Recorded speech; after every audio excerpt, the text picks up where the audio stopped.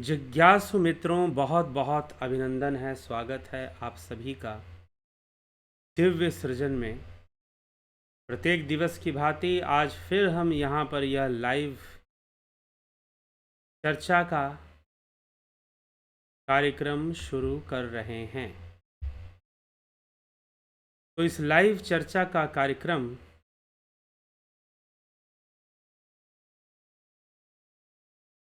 इस आज के लाइव चर्चा के कार्यक्रम में जो विषय है वह यह है कि परमात्मा ना तो सत्य है ना असत्य, वह ब्रह्म ना ही सत्य है और ना ही असत्य। प्रश्न है कि भला ये कैसे संभव है कि ना ही वो सत्य है और ना ही असत्य। वह ईश्वर, वह परमात्मा ना सत्य है और ना ही असत्य है। ये दोनों बातें एक साथ कैसे संभव हो सकती हैं? या तो वो सत्य होगा या असत्य होगा, लेकिन वह ब्रह्म सत्य भी नहीं है और असत्य भी नहीं है। यह प्रश्न उठ सकता है आपके मन में कि ये भला कैसे संभव है कि वह सत्य भी नहीं है और वह असत्य भी नहीं है। ये दोनों बातें एक साथ कैसे हो सकती हैं? तो जिज्ञासुओं, आज हम इसी विषय पर विचार करेंगे, क्योंकि श्रीमद् भगवत गीता के 13वें अध्याय के 12वें श्लोक में भगवान श्री कृष्ण इसी रहस्य का उद्घाटन करते हैं। यही तथ्य प्रस्तुत करते हैं कि वह परमात्मा ना सत्य है और ना ही असत्य है। वह परमात्मा ना सत्य है और ना असत्य है।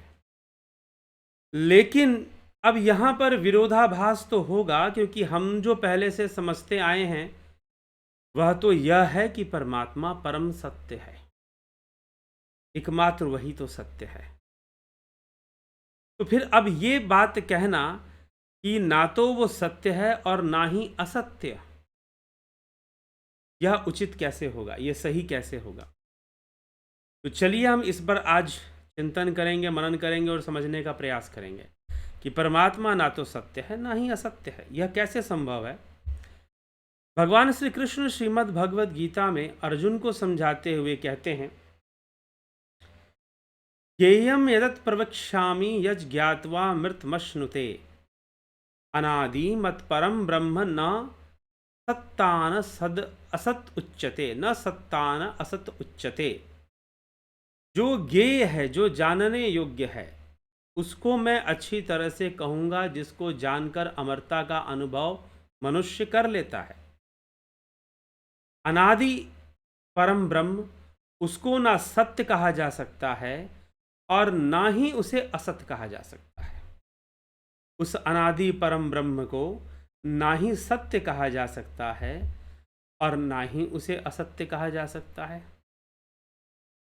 क्योंकि सत्य और असत्य, संसार में जो सत्य और असत्य है, अब इसी बात को समझाने के लिए भगवान ने यहाँ पर परमात्मा की व्याख्या कर दी है कि परमात्मा कैसे विराजमान है, किस तरह से। अगर हम वो बात समझ लेते हैं तो ये बात भी समझ में आ जाएगी कि वह परमात्मा ना सत्य है ना असत्य। लेकिन जो भी परमात्मा के बारे में वो आगे कहते हैं, हम उसे समझेंगे और समझकर हम जानेंगे कि परमात्मा की स्थिति क्या है, किस स्थिति में परमात्मा है। तो परमात्मा ना सत्य है ना असत्य है, लेकिन कैसे, हम इसको समझने का प्रयास करेंगे। तो भगवान कृष्ण ने कहा कि जो ज्ञेय है उसको मैं अच्छी तरह से कहूँगा जिसको जानकर अमरता का मनुष्य अनुभव कर लेता है। वह अनादि परम ब्रह्म, उसको ना सत्य कहा जा सकता है और ना ही असत्य कहा जा सकता है, क्योंकि अगर कोई वस्तु सत्य होती है तो उसका असत्य भी होगा। तो जब असत्य भी होगा, अगर ये कहा जाए कि सूर्य पूर्व, जो सूर्योदय है वो पूर्व से होता है, जो सूर्योदय है वो पूर्व से होता है, तो यह बात सत्य है। लेकिन अगर ये कहा जाए कि पूर्व सूर्योदय जो है वो पश्चिम से होता है, अगर ये कहा जाए कि सूर्योदय जो है वो पश्चिम से होता है, तो यह बात निश्चित ही असत्य हो जाएगी। तो एक बात सत्य है और एक बात असत्य है। सूर्योदय पश्चिम से होना असत्य और सूर्योदय पूर्व से होना सत्य। लेकिन अगर पृथ्वी को छोड़ दिया जाए, किसी दूसरे शुक्र ग्रह पे चले जाए, मंगल ग्रह पे चले जाएं, तो वहां की कहानी बदल जाएगी। शायद वहां सूर्योदय किसी और दिशा से हो रही हो। हालांकि जहां से सूर्योदय होगी हम उसी को पूरब कह देंगे, ये एक अलग बात है। कहने का मतलब यह है कि सत्य पूछो तो इस संसार में सत्य नामक कोई चीज, सत्य असत्य इस संसार में ही चलता है। मनुष्य अपने ही इंद्रिय अनुभूतियों में सत्य और असत्य को प्रस्तुत करता है कि ये सत्य है और ये असत्य है। लेकिन जहां ब्रह्म है, क्योंकि ब्रह्म में द्वैत संभव नहीं है, ब्रह्म एक तत्व है और सर्वव्यापी तत्व है। सब कुछ उसी से व्याप्त है और सब कुछ उसी से बना है। और जब सब कुछ उसी से बना है, सब कुछ उसी से व्याप्त है, तो भला उसमें सत्य कहां से आएगा और उसमें असत्य भी कहां से आएगा? उसमें सत्य और असत्य भी कहां से आएगा? अब अगर ये कहा जाता है कि ब्रह्म सत्यम जगन मिथ्या, ये किस आधार पे कहा गया? अब एक प्रश्न उठता है कि ब्रह्म सत्यम जगन मिथ्या, ब्रह्म विवेक चूड़ामणि के अंतर्गत और वेदांत के ग्रंथों में यह महावाक्य है, ब्रह्म सत्यम जगन मिथ्या, जीवो ब्रह्म है वनापर, जीव भी ब्रह्म से अलग नहीं। तो जगत मिथ्या है और ब्रह्म सत्य है। तो जगत मिथ्या, मिथ्या क्या है यह भी पहले हम बता चुके हैं कि मिथ्या क्या है। तो सत्य असत्य और मिथ्या, सत्य जो सत्य का विलोम हो जाएगा, मिथ्या जो भ्रम युक्त है, जो भ्रम युक्त है। तो पूर्व से सूर्योदय होता है यह मिथ्या भी है, लेकिन पश्चिम से सूर्योदय होता है यह असत्य है और असत्य ही रहेगा। लेकिन पूर्व का सूर्योदय वो मिथ्या के समान भी है, तो मिथ्या भी भ्रम रूप में है। तो ये संपूर्ण संसार को मिथ्या कहा और ब्रह्म को सत्य कहा, लेकिन किसके लिए कहा? इंद्रिय जीवन जीने वालों के लिए कहा, इंद्रियगत जीवन जीने, जो इंद्रियों के भीतर या इंद्रियों से प्रभावित होकर या इंद्रिय अनुभूतियों में जब हम जीवन जीते हैं, उन लोगों के लिए ये बात है कि ब्रह्म सत्यम जगन मिथ्या, ब्रह्म ही सत्य है। जी हाँ, जब आप इस द्वैत में अपना जीवन जी रहे हैं तो यहाँ सत्य भी है, यहाँ असत्य भी है। लेकिन जहाँ पर एक ही तत्व है, वहाँ पर कोई भेद पैदा नहीं होगा, वहाँ बुद्धि शांत हो जाएगी। जहाँ पर एक ही तत्व है, दूसरा कोई तत्व जहाँ है ही नहीं, वहाँ पर कोई भेद उत्पन्न नहीं होगा। और जब कोई भेद उत्पन्न नहीं होगा तो कोई विषमता नहीं होगी, सतोगुण रजोगुण तमोगुण की विषमता भी नहीं होगी। और जब विषमता नहीं होगी तो बुद्धि भी सम हो जाएगी, और जब बुद्धि सम हो जाएगी तो फिर बुद्धि के लिए ना कुछ अच्छा, ना कुछ बुरा, ना कुछ सत्य, ना कुछ असत्य, कुछ नहीं बचेगा। ना अच्छा बुरा वहां होगा, ना सत्य असत्य होगा, वहां तो सिर्फ ब्रह्म होगा, वहां तो अनादि ब्रह्म होगा। और जब वो एक ही तत्व होगा तो उसमें अच्छा बुरा सत्य असत्य का कोई मतलब नहीं निकलता। तो सत्य पूछिए कि वह इससे परे है। सत्य क्या असत्य क्या, यह संसार में चलता है कि भाई उस व्यक्ति ने असत्य बोला, उस व्यक्ति ने सत्य बोला, लेकिन वह जो ब्रह्म है वो स्वयं ना तो सत्य है और ना ही असत्य। सत्य और असत्य भी दोनों उसी पर निर्भर हैं, सत्य और असत्य दोनों उसी पर निर्भर हैं।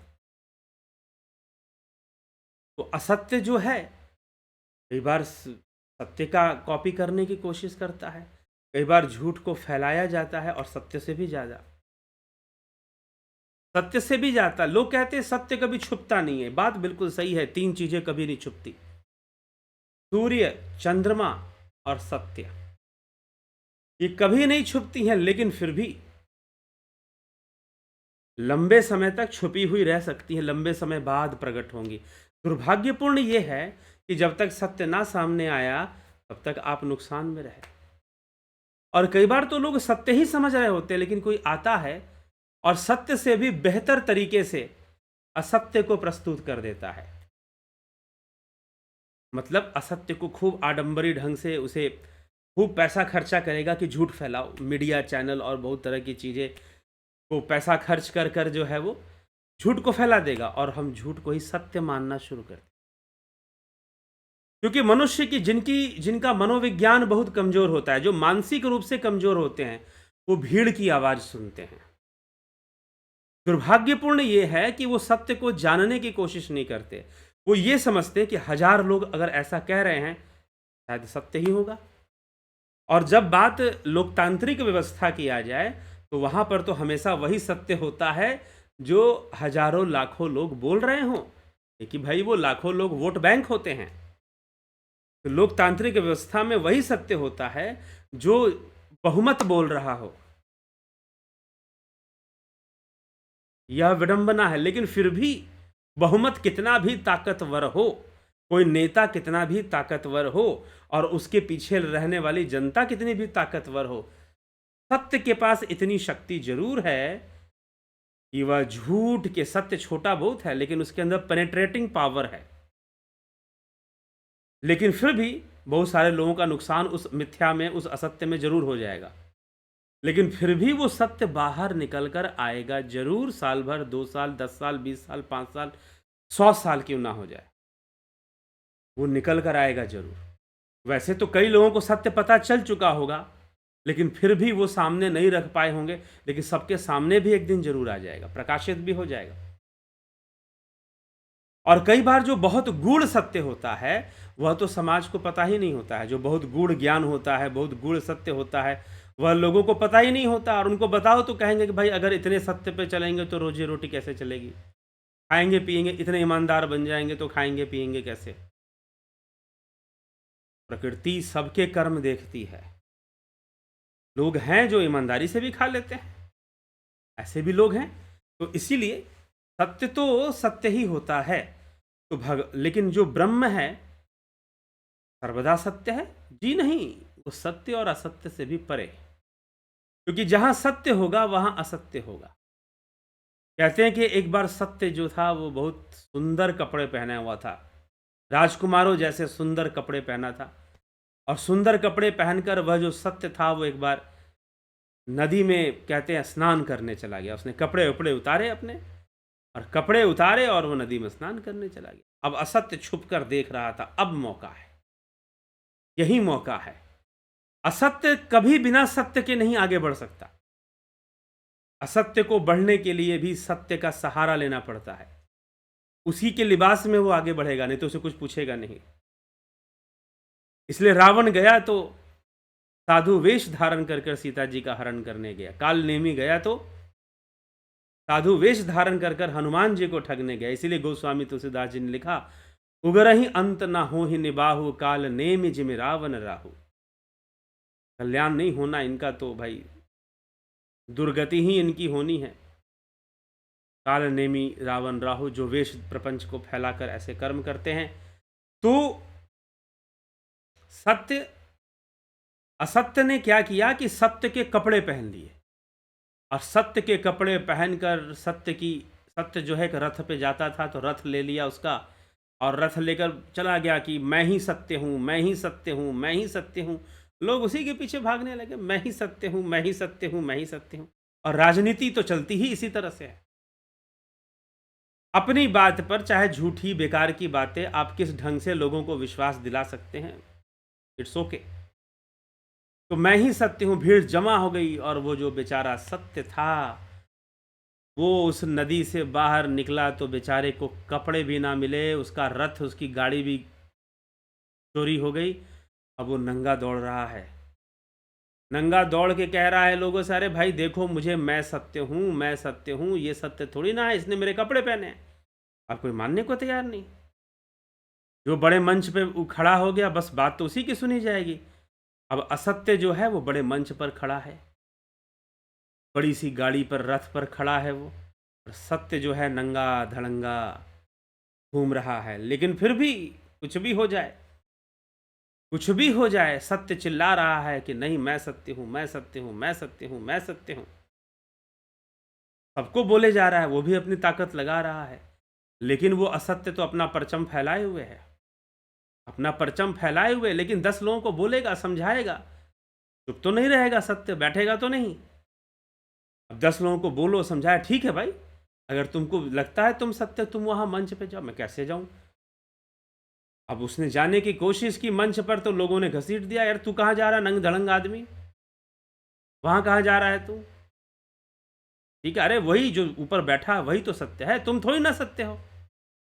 अब जो है 4-10 लोगों को विश्वास हो गया कि भाई बात तो ये सही कह रहा है, बात तो सही कह रहा है, भले ही नंग धड़ंग हो, ये बातें ये सही कह रहा है, हो सकता है यही सत्य है। अब 4 लोगों को जब विश्वास होगी, 4 लोगों ने ठानी कि हम इस सत्य को आगे लेकर जाएंगे, इसे हम मंच पे खड़ा करेंगे। शुरू हुआ काम, सत्य को लगा कि भाई चलो एक बार के लिए फिर सत्य को मौका मिला, सत्य ऊपर चढ़ा।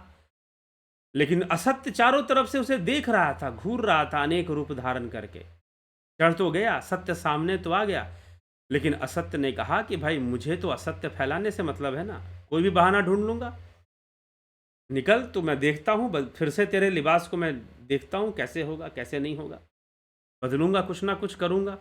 असत्य फिर से कुछ ना कुछ करता है, फिर दूसरा सहारा लेकर सामने आने की कोशिश करता है। तो संसार में सत्य असत्य का यह खेल चलता ही रहता है।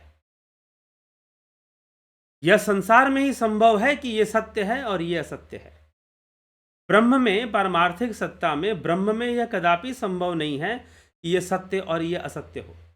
ना कुछ सत्य होगा ना कुछ असत्य होगा, सिर्फ ब्रह्म ही ब्रह्म होगा।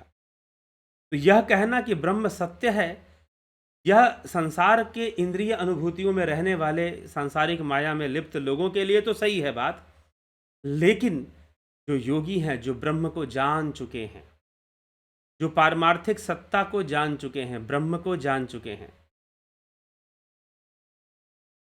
ठीक, उनके लिए ब्रह्म में ना सत्य है ना असत्य, ये सारा संसार ही उनके लिए ब्रह्म है। संपूर्ण जगत ही उनके लिए ब्रह्म हो जाता है। उस ब्रह्म में ना ही कुछ सत्य है और ना ही कुछ असत्य है, संपूर्ण जगत ही उनके लिए ब्रह्ममय हो जाता है। तो ना कुछ सत्य बचता है और ना ही कुछ असत्य बचता है। तो सत्य और असत्य ये स्थिति है, ये संसार में ही सत्य असत्य चलता है, और मनुष्य सत्य असत्य, लाभ हानि, जय पराजय, धोखाधड़ी, ईमानदारी, इसी के बीच चलता रहता है। कुछ लोग उसको ईमानदार मिल जाते हैं, कुछ लोग उसको बेईमान मिल जाते हैं, कुछ लोग उसको धोखा देने वाले मिल जाते हैं। ये चलता रहता है, यह चलता रहता है। तो यह सत्य और असत्य की कहानी संसार में चलती रहती है। लेकिन जो इस इंद्रियों से परे है, जो परम अनादि है, जो इस इंद्रियों से परे है, जो शाश्वत और सर्वव्यापी है, वह ब्रह्म, वह परम ब्रह्म, अनादि परम ब्रह्म, उसको ना सत्य कहा जा सकता है और ना ही असत्य कहा जा सकता है। सत्य न असत उच्यते, सत्य न असत उच्यते, उसे ना सत्य कहा जा सकता है और ना ही उसे असत्य कहा जा सकता। बस यही महत्वपूर्ण विषय है। तो वह ब्रह्म, क्योंकि वह एक तत्व है। सत्य असत्य का भेद करने के लिए बुद्धि अस्तित्व में आएगी, और बुद्धि तभी अस्तित्व में आएगी जब भेद होगा। जब एक ही तत्व चारों तरफ है, हर जगह एक ही तत्व रह गया है, हम उस एक तत्व में लीन हो गए हैं, हम ब्रह्म में लीन हो रहे हैं, तो वहां ना सत्य हो सकता है ना ही असत्य हो सकता है। सत्य असत्य के होने के लिए द्वैत का होना जरूरी है, भेद का होना जरूरी है। चीजों में अंतर, भेद, कंफ्यूजन, रजोगुण, तमोगुण, सतोगुण, इन तीनों का में विभिन्नता और भेद, ये सब होना जरूरी है। तो सत्य होना और असत्य का होना, सत्य का होना और असत्य का होना, तो ये सत्य है, ये असत्य है, संसार में है। लेकिन ब्रह्म में, ब्रह्म को ना सत्य कहा जा सकता है ना असत्य, उसे तत्व कहा जा सकता है, परम तत्व, सर्वव्यापी, शाश्वत, अनादि। तो वह तत्व कहा जा सकता है, ना सत्य कहा जा सकता है ना असत्य कहा जा सकता है। यही बात भगवान कहते हैं कि उसको ना सत्य कहा जा सकता है ना असत्य कहा जाता है। सत्य ना उच्चते, सत्य ना असत उच्चते, ना ही सत्य कह सकते हैं ना ही असत्य। तो परमात्मा के विषय में, ब्रह्म के विषय में एक बहुत ही गूढ़ और रहस्यमयी तथ्य यहाँ प्रस्तुत किया गया है, जिसे हमें विवेक से समझना चाहिए। चलिए, तो इसी के साथ हम कार्यक्रम को आगे बढ़ाएंगे और ध्यान योग का जो ऑनलाइन कार्यक्रम है वह 20 अप्रैल से शुरू हो रहा है। आप इसका लाभ उठा सकते हैं, आप इसको ज्वाइन कर सकते हैं। ज्वाइन करने के लिए आप इस नंबर 9661802459 इस नंबर पर आप व्हाट्सअप मैसेज कीजिए। आपको डिटेल दे दिया जाएगा कि आपको कैसे ज्वाइन करना है, ठीक, किस तरह से आपको ज्वाइन करना है, आपको डिटेल दे दिया जाएगा, फिर आप ज्वाइन कर पाएंगे अच्छे से। Starting from 20 April 2023, duration 1 month, guided meditation, transcendental meditation, spiritual healing, join Jupiter and Sun membership, ठीक। तो जुपिटर मेंबरशिप या सन मेंबरशिप आप इसमें ज्वाइन कर सकते हैं। इसी प्रकार से शरीर को स्वस्थ रखने के लिए वैकल्पिक चिकित्सा के अंतर्गत प्राकृतिक चिकित्सा का बहुत ही लाभ है जीवन में। अगर आप इस प्राकृतिक चिकित्सा का लाभ उठाना चाहते हैं तो निश्चय इसको भी ज्वाइन कर सकते हैं। यह कोर्स भी 20 अप्रैल से ही शुरू होगा।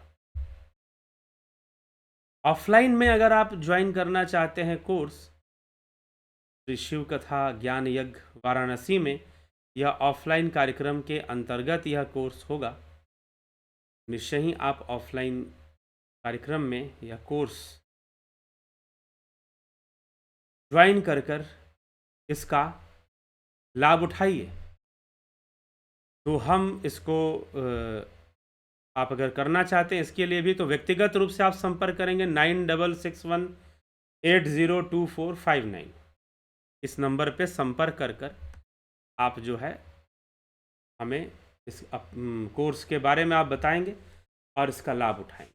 चलिए, इसी के साथ आज के इस कार्यक्रम को हम यहाँ पर विराम देते हैं। कल फिर 9 PM लाइव चर्चा में आप जुड़कर इसका लाभ उठाएं और यह कार्यक्रम फिर से आपको प्राप्त होगा। डेली 9 PM लाइव चर्चा में होता है तो कल भी प्राप्त होगा। तो चलिए, इसी के साथ हम आज के विचारों को यहीं विराम देते हैं। बहुत बहुत आभार आप सभी का। ओम तत्सत।